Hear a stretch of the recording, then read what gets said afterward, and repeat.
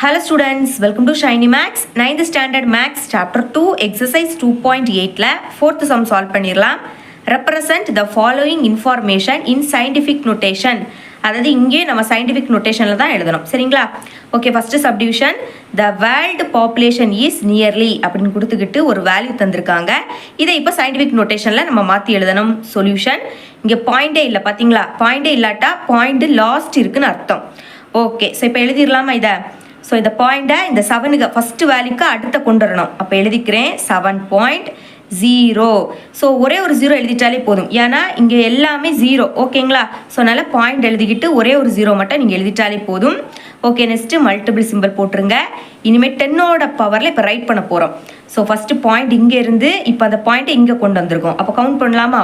1 2 3 4 5 6 7 8 9. அப்போ 9 டிஜிட் முன்னாடி பாயிண்ட்டை வச்சிருக்கோம். அப்போ 10ஓட பவரில் 9 ரைட் பண்ணிட்டாலே போதும். ஓகேங்களா? இதுதான் ஃபர்ஸ்ட் சப்டிஷனோட answer. Okay, second subdivision solve பண்ணிடலாம். 1 light year means the distance அப்படின்னு கொடுத்துட்டு ஒரு வேல்யூ தந்திருக்காங்க. Okay, solution. இப்போ இதில் பாயிண்டே இல்லை, அப்போ பாயிண்ட் இல்லாட்டா லாஸ்ட் இருக்குன்னு அர்த்தம். சரிங்களா? இந்த பாயிண்டை இப்போ 9க்கு அடுத்த வைக்கணும். அப்போ எழுதிக்கிறேன் 9.460528.4. ஓகேங்களா? 4க்கு அப்புறம் எல்லாமே 0, அதனால் அதை எழுதிக்கணும்னு அவசியம் கிடையாது. ஸோ மல்டிபிள் சிம்பிள் போட்டுருங்க. இனி 10ஓட பவரில் இப்போ ரைட் பண்ண போகிறோம். இந்த பாயிண்ட் ஃபர்ஸ்ட் இங்கே இருந்து இப்போ இங்கே வந்திருக்கு. ஓகே, கவுண்ட் பண்ணலாமா? 1 2 3 4 5 6 7 8 9 10 11 12 13 14 15. அப்போ 15 டிஜிட்டுக்கு அப்புறம் வந்திருக்கு இல்லையா? ஸோ அப்போ 10ஓட பவரில் 15 நீங்கள் ரைட் பண்ணிக்கணும். சரிங்களா? நெக்ஸ்ட் இங்கே கிலோமீட்டர் இருக்குது, அதை மறந்துடாமல் கிலோமீட்டர் அதை அப்படியே ரைட் பண்ணிடுங்க. இதுதான் நம்மளுக்கு செகண்ட் சப்டிவிஷனோட ஆன்சர். தேர்ட் சப்டிவிஷன் சால்வ் பண்ணிடலாம். Mass of an electron is அப்படின்னு கொடுத்துக்கிட்டு இங்கே ஒரு வேல்யூ தந்திருக்காங்க. Okay, solution. ஸோ இங்கே பாயிண்ட் இங்கே இருக்குது. சரிங்களா? அப்போ 9க்கு அப்புறம் இந்த பாயிண்ட் வச்சுக்கணும், ஏன்னா 9க்கு முன்னாடி உள்ள நம்பர்ஸ் எல்லாம் 0. அப்போ ஃபஸ்ட் இருக்கக்கூடிய வேல்யூனா இந்த 9 தான். சரிங்களா? அப்போ எழுதிக்கிறேன் 9.109382. ஓகேங்களா? நெக்ஸ்ட்டு மல்டிபிள் சிம்பிள் போட்டுருங்க. இனி 10ஓட பவரில் இப்போ ரைட் பண்ண போகிறோம்.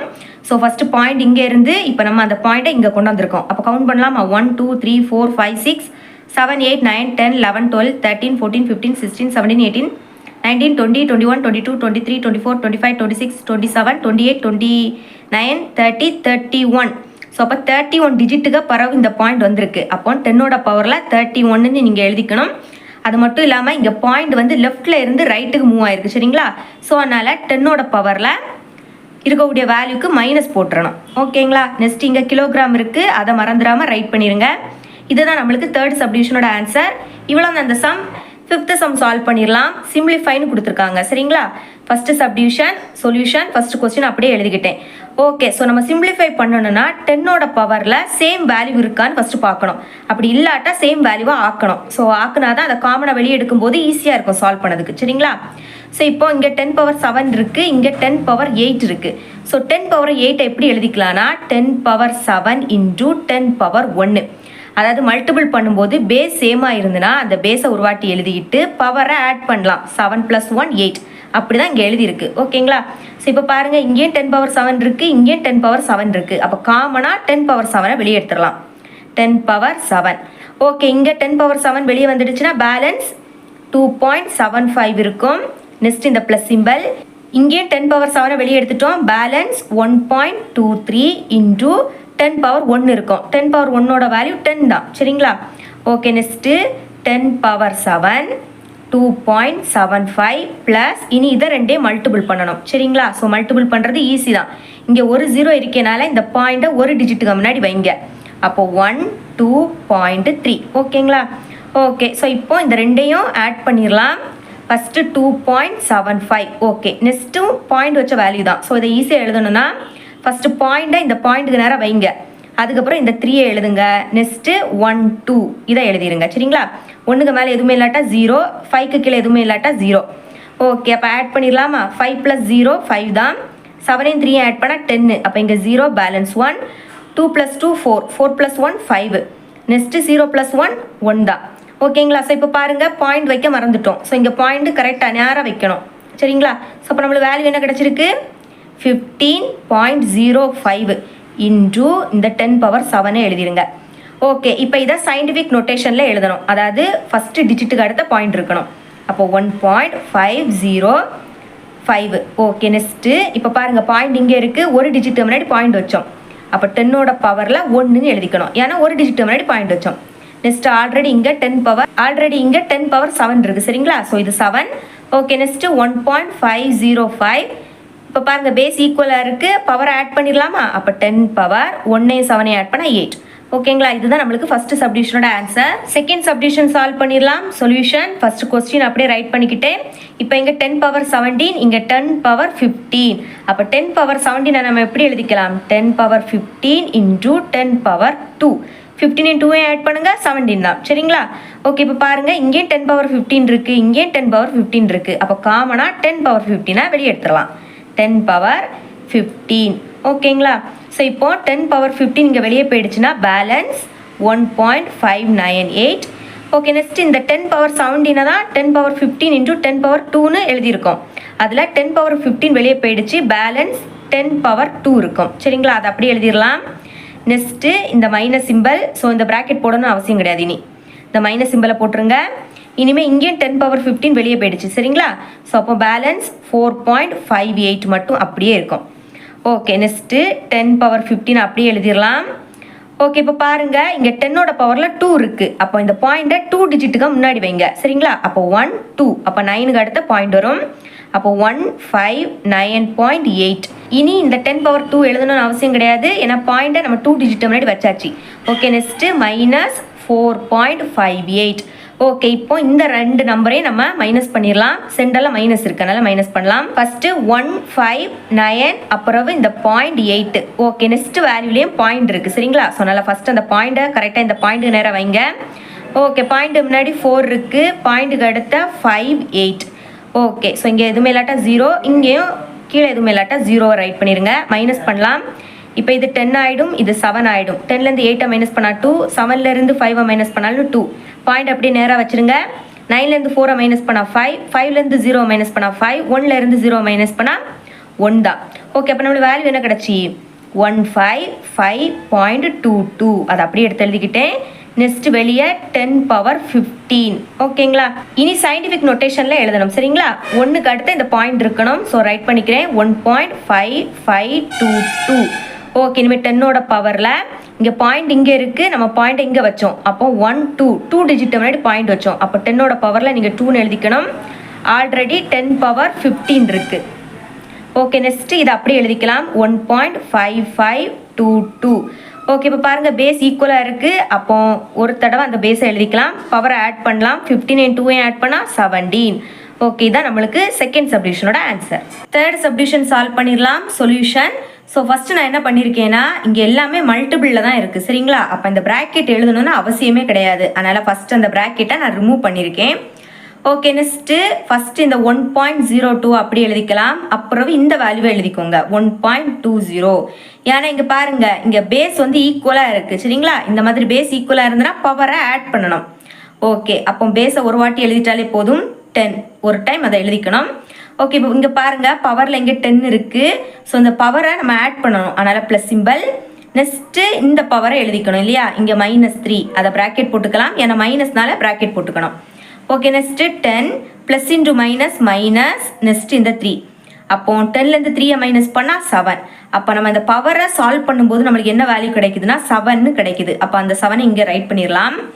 ஓகே நெக்ஸ்ட்டு இனிமேல் இந்த ரெண்டு வேல்யூவை நம்ம இப்போ மல்டிபிள் பண்ண போகிறோம். 1.02 நெக்ஸ்ட்டு 1.20 மல்டிபிள் பண்ணிடலாம். 0 இன்டூ 2 0 ஓகேங்களா. 0க்கு கூட எந்த நம்பரை மல்டிபிள் பண்ணாலும் 0 தான். அப்போ 0 into 0 0, 0 into 1 0. Okay next 2 2s are 4, 2 into 0 0 தான். Next 2 1s are 2. ஓகே இனிமேல் 1 2s are 2, 1 இன்டூ 0 0 தான், 1 1s are 1 தான். ஆட் பண்ணிடலாமா. 0 இங்கே 4, இதை ஆட் பண்ணால் 2 2, அப்புறம் இங்கே 1. இங்கே 2 டிஜிட் முன்னாடி பாயிண்ட் இருக்குது, அடுத்த இங்கே 2 டிஜிட் முன்னாடி பாயிண்ட் இருக்குது. அப்போ டோட்டலாக ஆன்சரில் 4 டிஜிட் முன்னாடி பாயிண்ட் வைக்கணும் சரிங்களா. ஸோ இங்கே லாஸ்ட் வேல்யூ 0னால இந்த 0 எழுதணும்னு அவசியம் கிடையாது. அப்போ நம்மளுக்கு இப்போ ஆன்சர் என்ன வந்திருக்கு 1.224.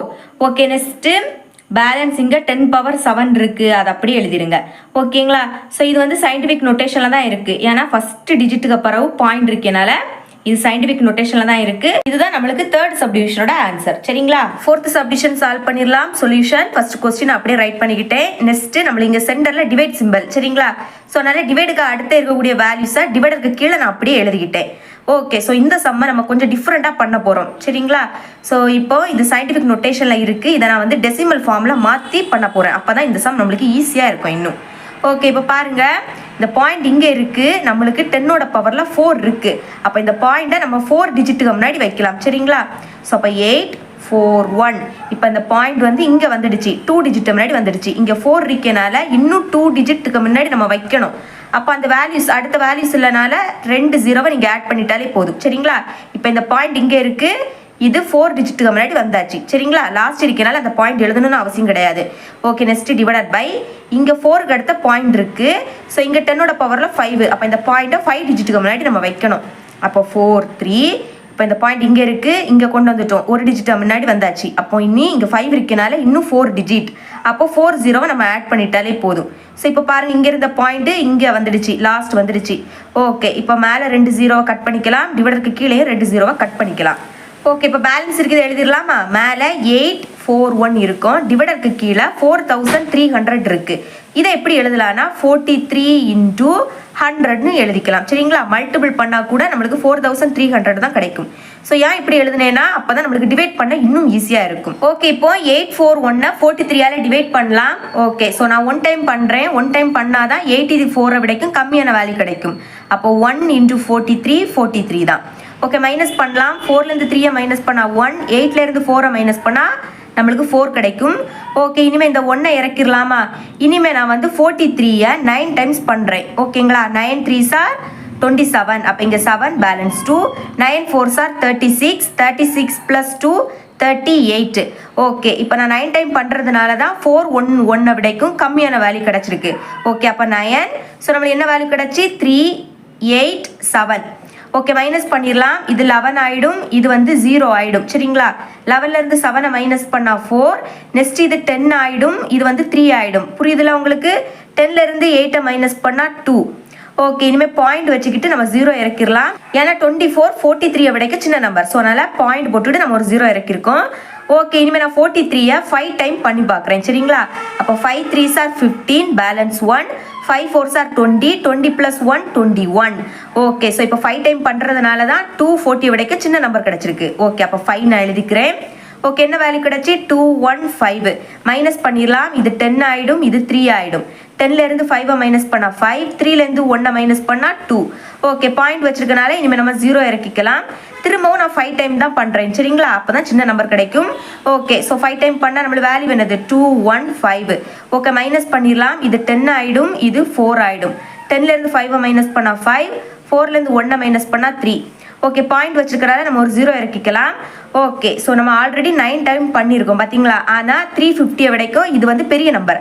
அப்போ இனிமேல் நான் 8 டைம் பண்ணுறேன். 43 8 டைம், 8 3s are 24. அப்போ இங்கே 4 பேலன்ஸ் 2, 8 4s are 32. 32 கூட 2 ஆட் பண்ணால் 34. ஓகேங்களா? ஸோ அப்போது இதே நம்ம எழுதிக்கலாம். அப்போ மேலே 8 எழுதணும். நம்மளுக்கு மல்டிபிள் பண்ணும்போது 344 கிடச்சி. ஓகே, 350ல இருந்து 344 மைனஸ் பண்ணால் 6. ஓகேங்களா? ஆல்ரெடி பாயிண்ட் வச்சிருக்கனால இன்னும் நம்ம 0 போட்டுக்கிட்டு செய்துட்டே போகலாம். ஆனால் இங்கே பாயிண்ட் அப்புறம் 3 டிஜிட் வந்தனால இதோட ஸ்டாப் பண்ணிடுங்க. அப்போ ரைட் பண்ணலாமா? நம்மளுக்கு இதை மல்டிபிள் பண்ணும்போது என்ன கிடச்சுன்னா 19.558 கிடச்சி. சரிங்களா? ஸோ இப்போ இதுக்கு பதில் நான் வந்து இதை ரைட் பண்ணியிருக்கேன். ஓகே, இனிமேல் டிவைடருக்கு கீழே நம்மளுக்கு 100 இருக்குது. ஸோ 100 எப்படி எழுதலாம்னா 10 ஸ்கொயர்னு எழுதிக்கலாம். சரிங்களா? ஏன்னா 10 ஸ்கொயரோட வேல்யூ 100. அப்போ இது டிவைடருக்கு கீழே இருக்கனால அந்த டிவைடருக்கு மேலே கொண்டு போயிடலாம். ஓகே, 10 அப்படியே எழுதிடலாம். சரிங்களா? டிவைடருக்கு கீழே இருக்கும்போது இது +2, அப்போ மேலே வரும்போது இது -2 மாறிடும். இனி இதை சயின்டிஃபிக் நோட்டேஷனில் எழுதிடலாம். அதாவது ஃபர்ஸ்ட் டிஜிட்டுக்கு அடுத்து இந்த பாயிண்ட் வரணும். ஓகேங்களா?